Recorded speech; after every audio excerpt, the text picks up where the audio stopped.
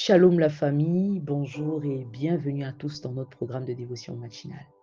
Ce matin, je viens te parler de la circoncision du cœur. Tu as certainement déjà entendu parler de la circoncision. Le mot circoncision littéralement veut dire couper autour. Et la Bible nous parle de deux types de circoncision.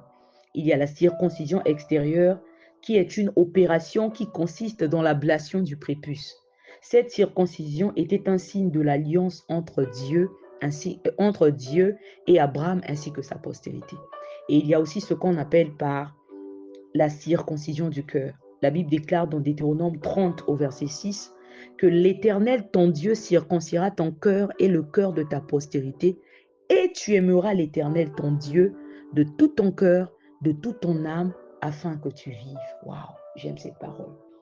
Vous savez, lorsque l'apôtre Théo avait fait l'étude sur aimer son Dieu, je vous dis la vérité, je m'étais rendu compte que jusque-là, je n'ai pas aimé Dieu comme il le faut. Je me suis rendu compte que jusque-là, au fait, je me suis dit, j'avais réalisé que jusque-là, je blague au fait. Et j'avais pris la décision. J'ai dit, Seigneur, je décide. Mais vous savez quoi? Juste après, j'étais frustrée. Vous savez pourquoi?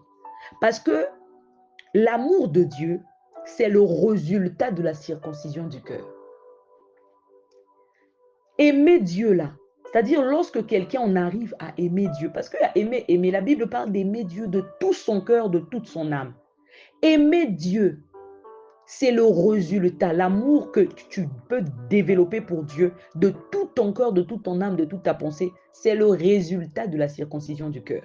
Ça veut dire que tant que ton cœur n'a pas encore été circoncis, quelle que soit la décision que tu peux prendre, quelle que soit. Vous savez, des fois, on est frustré parce que tu vas à l'église, on prêche, tu te réponds, tu dis, Seigneur, je décide.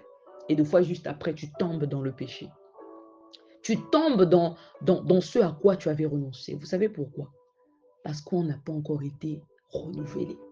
Et je me rappelle encore de la prédication de l'apôtre Théo sur la conversion inachevée. Et même moi, j'ai déjà prêché à ce sujet-là, sur la conversion inachevée.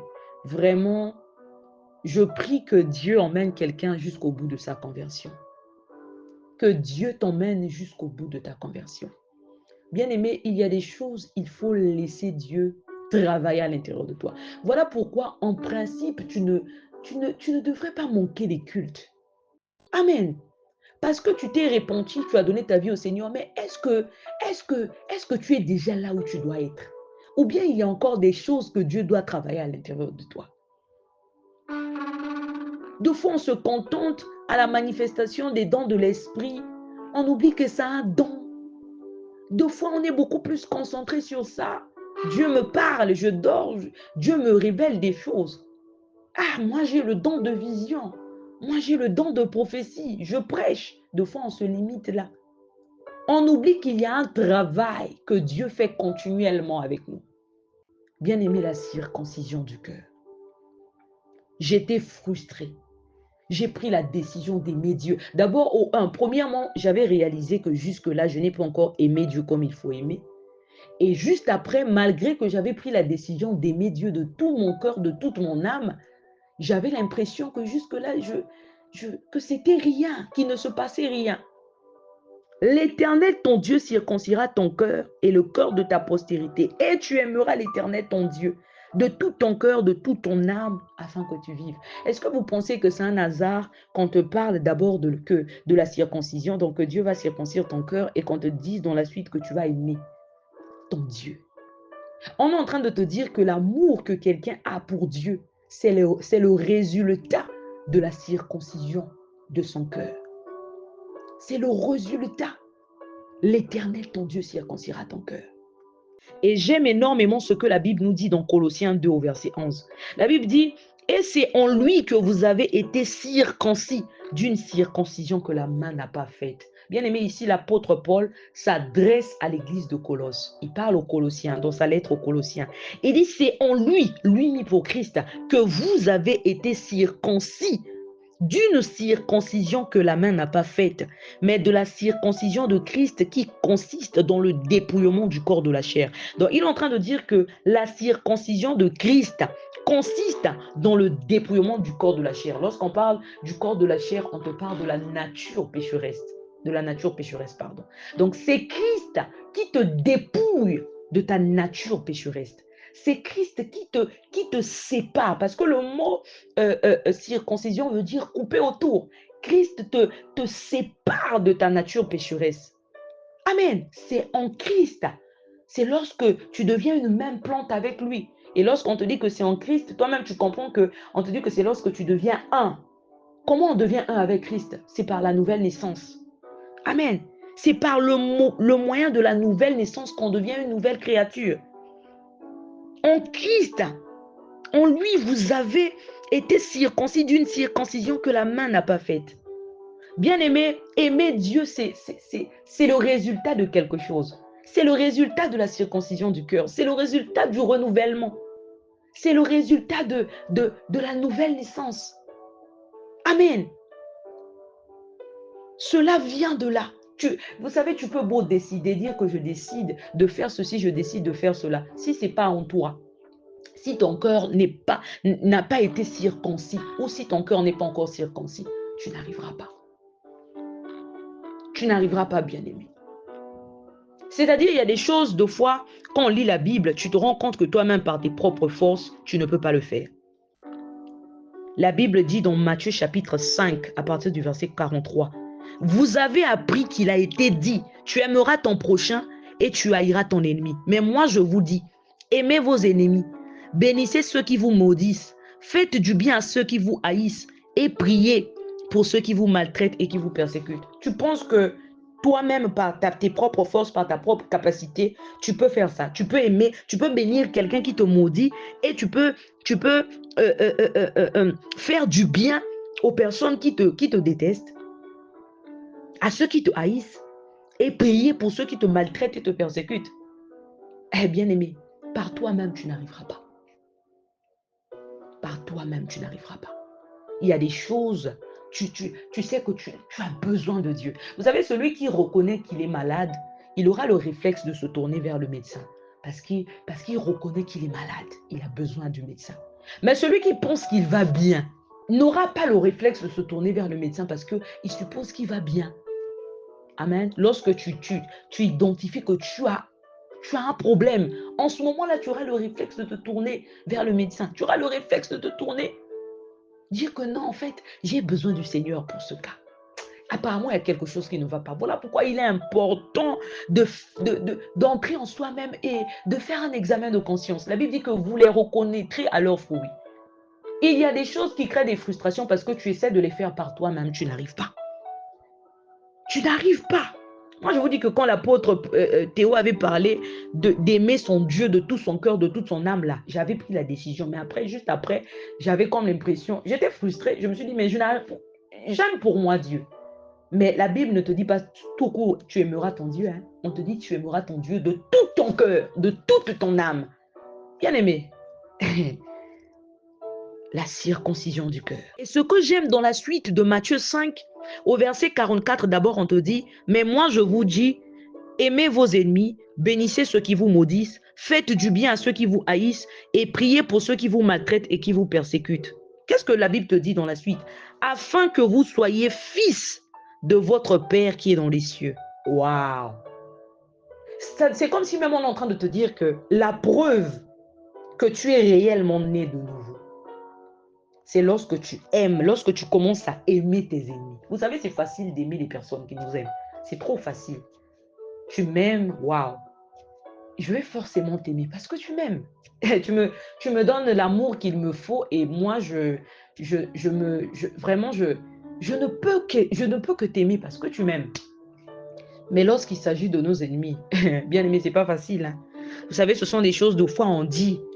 Hein, tu peux même prêcher ça. Mais c'est pas facile. C'est une capacité qui ne vient pas de nous. Amen. Vous savez, je trouvais deux fois tellement injuste. Deux fois, tu en veux à quelqu'un. Mais toi-même, quand tu rêves, tu dors, tu rêves de la personne, mais tu es conscient que Dieu veut que tu pries pour la personne. Et puis tu te dis, il y a beaucoup de gens, Seigneur, pourquoi tu viens passer par moi? Toi-même, tu sais comment la personne là m'avait mal parlé la fois dernière. Donc toi-même, tu n'avais pas vu qu'elle m'avait mal parlé le jour là. Donc tu penses que Dieu se trompe. Est-ce que des fois Dieu est même je vous ai dit, des fois Dieu n'est même pas dans nos histoires. Hein? Oh, oh Seigneur, j'ai été frustré. Des fois Dieu n'est même pas là-dedans. Surtout des choses qui concernent entre nous, les enfants de Dieu. C'est comme un papa, il y a des problèmes entre enfants. Tu fais quoi dans ces problèmes-là? Toi, le papa, est-ce que tu vas haïr l'autre enfant parce que son frère ou sa soeur lui a fait ceci? Non. Ils sont tous tes enfants. Et tu vas leur donner de l'amour. De même que tu vas aimer tel enfant, tu vas aussi aimer l'autre. Parce que ce sont tes enfants. Donc, le mauvais comportement de l'un envers l'autre ne fera pas que tu puisses haïr l'autre. Parce que ce sont tes enfants. Amen.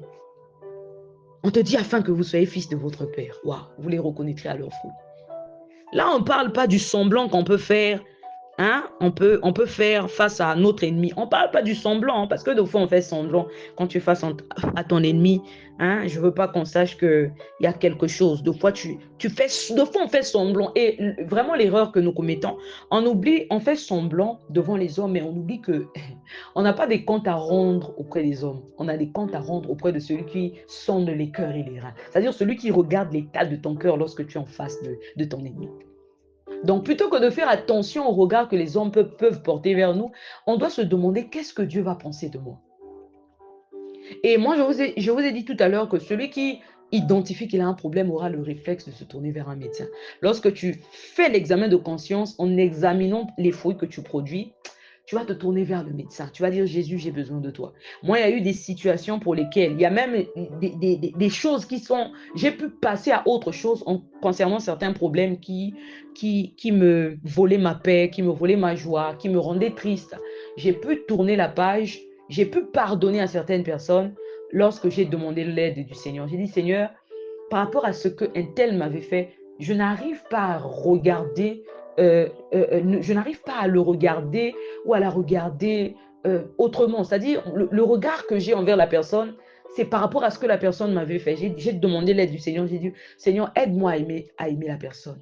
Aide-moi vraiment à passer à autre chose.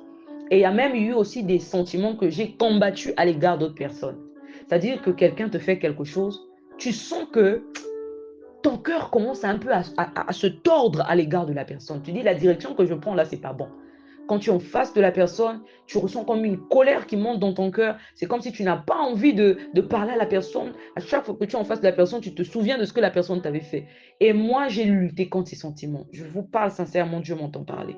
J'ai lutté contre beaucoup de choses négatives à l'intérieur de moi. Et j'ai demandé, je ne me suis pas seulement limitée à lutter, mais j'ai demandé l'aide du Seigneur. J'ai dit, Seigneur, aide-moi à surmonter.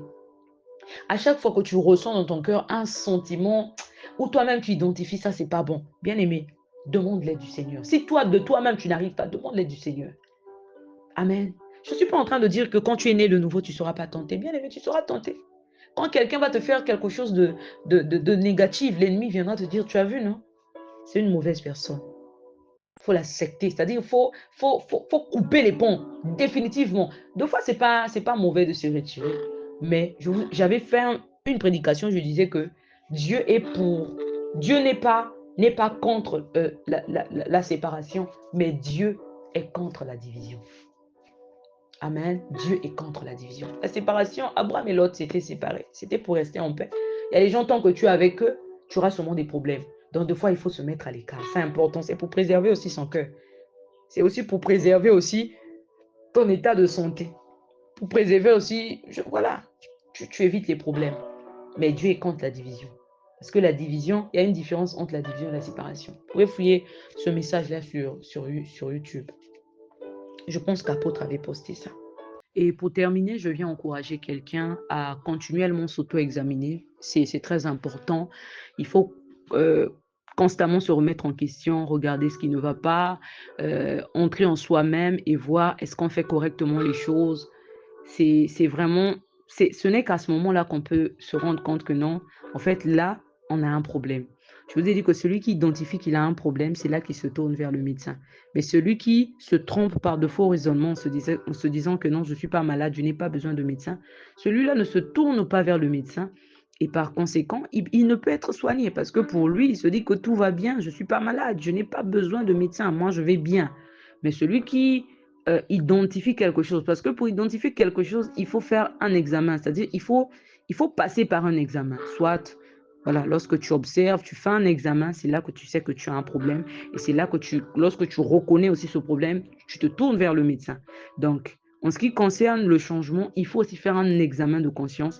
Ce n'est qu'à partir de là, tu peux te dire que non, en fait, à tel niveau, j'ai encore un problème.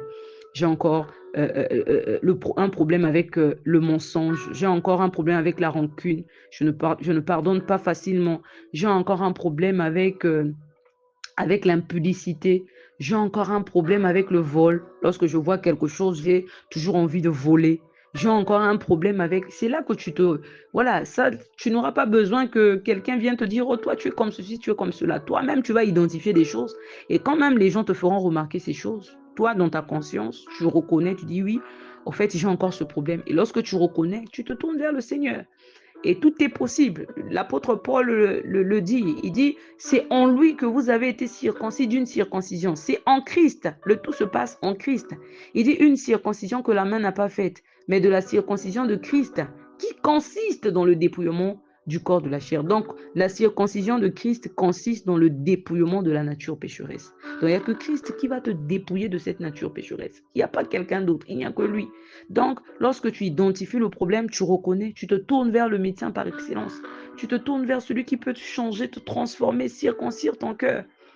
Et c'est là où tu vas atteindre cette parole des Deutéronome 30, verset 6. Tu aimeras l'Éternel ton Dieu de tout ton cœur, de toute ton âme. Pourquoi? Parce qu'il aura circoncis ton cœur. L'Éternel ton Dieu circoncira ton cœur et le cœur de ta postérité, et tu aimeras l'Éternel ton Dieu.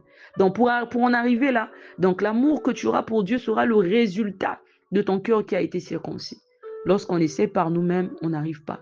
Pourquoi? Parce que tu as encore en toi la nature pécheresse. Tu as besoin d'être renouvelé. Tu as besoin d'être dépouillé de cette nature pécheresse. Et ce n'est qu'à partir de là que tu peux arriver à cette conclusion, aimer ton Dieu, et celui qui aime Dieu aime forcément son prochain.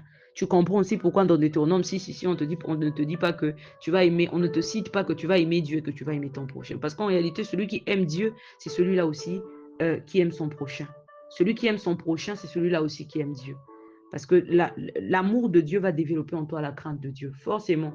Et cette crainte de Dieu va générer en toi l'amour du prochain.